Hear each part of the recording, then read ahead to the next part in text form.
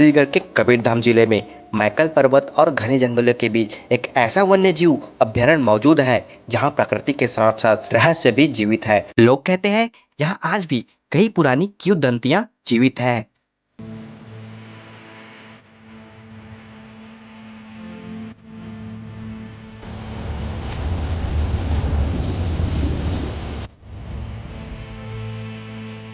यह है भोरमदेव वन्य जीव अभ्यारण्य जो छत्तीसगढ़ के कबीरधाम के पास स्थित है।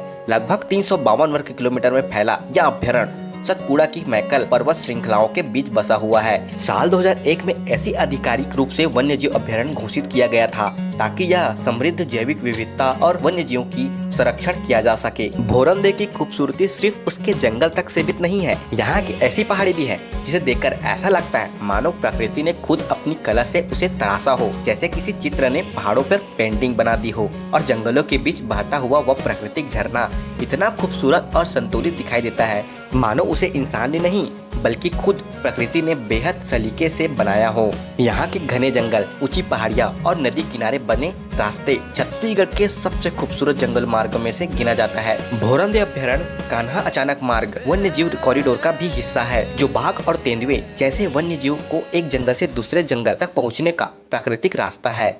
हमारे गाइड ने हमें इस जंगल से जुड़ी एक पुरानी किंवदंती सुनाई। कहा जाता है कई साल पहले यहाँ साधु तपस्या किया करते थे, लेकिन एक चुड़ैल बार बार उनकी तपस्या में बाधा डालता था। फिर एक दिन एक साधु ने उसे श्राप दिया कि वह जमीन के अंदर समा जाए। स्थानीय लोग मानते हैं आज भी जंगल के पेड़ की टेढ़ी मेढ़ी शाखाएं उस चुड़ैल के बालों जैसे दिखाई देते हैं। सुबह के 6 बजे हम इस जंगल की सफारी करने निकले थे। हमें दिखाई दिए मोर, भालू के पंजे के निशान, हिरण, जंगली सुअर और जंगली मुर्गा। हर एक कदम रोमांचक था और हर आवाज जंगल की एक नई कहानी सुना रही थी। दोस्तों, हम रुके थे मैकल हिल रिजॉर्ट में और इस पूरे सफर को और खास बनाया छत्तीसगढ़ के एडवेंचर ट्रेवल ग्रुप 36 बोंटाने ने। भोरमदेव सिर्फ एक जंगल नहीं बल्कि प्राकृतिक रोमांचक और रहस्य से भरी हुई अनोखी दुनिया है।